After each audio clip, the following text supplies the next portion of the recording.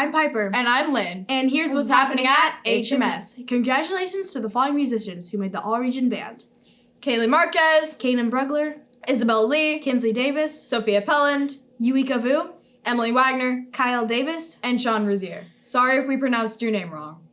You can hear them and hundreds of their fellow Hillwood band members at the HMS Band Concert Monday, 6:30 at Northwood Church.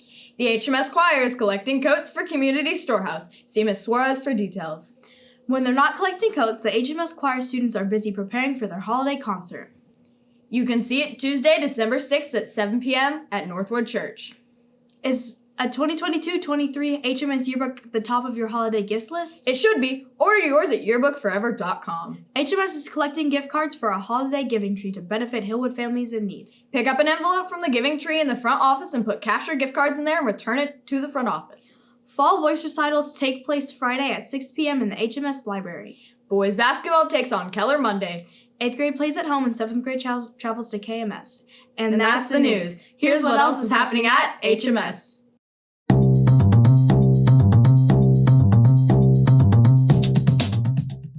We attended the University of North Texas. My dad went to the University of North Texas. Before it was called that, it was like North Texas State. And so he took me on a college tour when I was a senior, and I fell in love with the campus more than anything because there was musicians playing and the jazz band was on when we went for the tour. And so I loved the vibes of the campus, and I had family ties. So that's why I went to UNT. And for me, it's the largest college of music in the nation. So I wanted to be where the people are. The singing people are. Well, it's UNT. I don't want to be anywhere else. Yeah. So I've researched a lot of different colleges for my master's, and I had a few friends that went there and spoke very highly of it. So I thought I'd give them a shot. It's a long time. My favorite class was ancient Roman history. That was super duper fun, and I learned a lot, and the professor was really cool. And that class shut down during Zoom, and so he was able to actually be even more, we took virtual field trips thanks to Zoom and all of the COVID stuff. So that was really fun.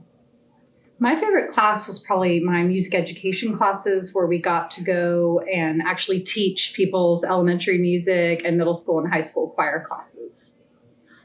I took a lot of really awesome history classes, like Civil War, African history, different things like that. But my favorite class was probably when I took badminton and coaching individual sports. Yes, it was awesome. It was my last semester at UNT. I was doing my observations for teaching, and I needed a few more classes to be considered a full-time student. So I took coaching individual sports, which I learned all about racquetball and bowling and badminton, and it was awesome. I loved educational law. It was a lot of work, but we would go over different case laws and analyze them. I'd have like 18, 19 page papers a week, but it was a really interesting, fun, and I really enjoyed that class. So I didn't get accepted the first time around into UNT, and that was because my SAT scores were really low. I've always been a really poor tester, very dyslexic, struggle a lot with taking tests, and so I had to retake the test, and it still wasn't good enough at that point. So I actually had to be under an individual review and write an essay about why I should be at UNT and should contribute, and after individual review, they accepted me. So it is possible to be accepted into the college of your dreams and not be a strong tester. I mean, you just got to persevere and keep pushing through, and don't let your weaknesses get in your way. That was a good answer. In order to prepare for UNT, I wrote essays in my AVID class in high school, and so was able to get a lot of those peer reviewed, and I had a really strong essay by the end of it, so I was really grateful for that class in high school so that I could be prepared to submit my college essays. In order to get into the college of my dreams, I had to learn two contrasting classical pieces of music to audition in front of the School of Music. I took the ACT instead of the SAT, because math. And I had to get in on academically first, and then you have to audition to even be accepted into the College of Music, which not everyone makes it in. So I had to learn a piece in foreign language and a piece in English. I had to secure an accompanist that I had never practiced with, walk on stage, stand there, open my mouth, and sing with a stranger in front of a panel of voice professors. It's a little bit different for online or for your master's program. You pretty much have to have already had a really good GPA when you graduated, and then I already had another master's, so it was a little bit different. Go Mean Green. Well, part of our song, we have our chant when we say U-N-T Eagles, U-N-T Eagles, fight, fight, fight. So you'll always see that after a touchdown, any football game. You always see the students chanting that. They have a pretty crazy tradition with their the albino squirrel. Yes. It's very lucky if you find the albino squirrel. And I don't know if this albino squirrel has been around for 30, 40 plus years. I hear there are many albino Lots of There's lucky. not just one really old one that's like the only one, but it's lucky if you find it. And actually, when you go and you buy, if you go to Vortman's and you buy like a t-shirt, they'll have like the albino squirrel on it. So it's lucky to find the white albino squirrel. I never found it. I did. I did. It was in the tree next to the parking lot. So look out for Lucky during your tour, or if you go to UNT. It'll help you. The hardest part about being in college is you're the only one responsible for your success. And so I was not going to my 8 a.m. classes because no one was making me. And then I was like begging teachers to help me, and they don't necessarily really care about you because they may have 200 people in their class. And so I made a lot of mistakes going from being sheltered in high school to all of a sudden being in college and having to be the one responsible to go to classes and turn in my work. The hardest part about attending UNT for me was I was a commuting student. I did not live on campus. And so I would struggle to put my schedule together because I didn't want to drive up every single day. And then there were some semesters where I was able to stack my classes and get them all in a schedule that was good. But most of the time I'd have a class in the morning at 9, and then I would not have my next class until 2. And so I would spend a lot of time on campus, but I didn't actually have a dorm to go home to. So commuting was the most difficult part for me. I'm really glad I commuted, and I think that's an easy choice for people if you don't want to stay on campus. And I enjoyed staying at home, but I think that was the most difficult part, was commuting to class. I would say the same thing, just to kind of tag on to what they're saying. 8 a.m. classes was definitely the most difficult thing of college because you pick your own schedule, and I don't know why I would ever think it'd be a good idea. Let's get classes done early. Because waking up for those 8 a.m. classes, because what you don't realize is a lot of your grades in your classes are based on attendance. Mm-hmm. So if you don't attend, if you're absent so many times, that actually takes off a letter grade. So you have to be there. Mm-hmm. I'd say time management, and this is probably for undergrad and graduate school.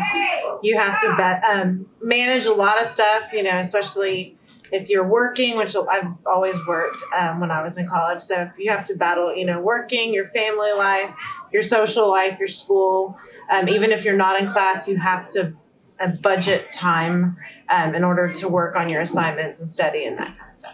The best thing about being in college for me is that your friends become your family. You are used to mom and dad and brothers and sisters and whoever you live with, but all of a sudden your roommates and the people that live across the hall from you that you didn't grow up with, you met 2 weeks ago, you're having dinner together every night, you're waking each other up early and walking to classes together. It's just a lot of fun to enter that new part of your life. I would agree with that. I think the memories that I made in college were some of the best, like going to the football games and when you all studied so hard for that test and you all come out and you made that grade that you wanted. I loved my classes more than anything. I think I really love learning. And so you learn a lot in college. You gain a whole different perspective about life. You are on your own for the first time and you're making those decisions and managing your time wisely. And so I just grew a lot in college. I loved the memories. I loved the classes. It was the whole experience for me. Yeah, it's definitely the relationships you build, the events you attend, the organizations you join, intramural sports, just fraternities, sororities, hanging out with people, staying up all night in the Willis Library studying with a group. It might sound terrible, but it's the experiences that you build and bring, and it's the memories that you're able to come back and talk about that makes you happy. And I think also definitely, especially right after high school, you're becoming an adult and you have that independence and you're learning how to juggle all that, which can be really, really fun, especially when you do that with friends that are all experiencing it. However, you still, of course, have your parents that can help you and, dorm advisors, different things like that can help you. But college is what you make of it. The more you put into it, the more you're going to get out of it. I put a lot into it and I had a blast. Wouldn't trade it for anything.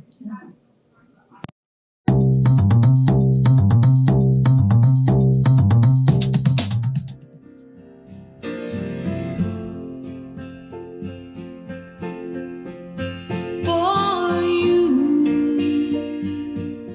there'll be no more crying. For you, the sun will be shining.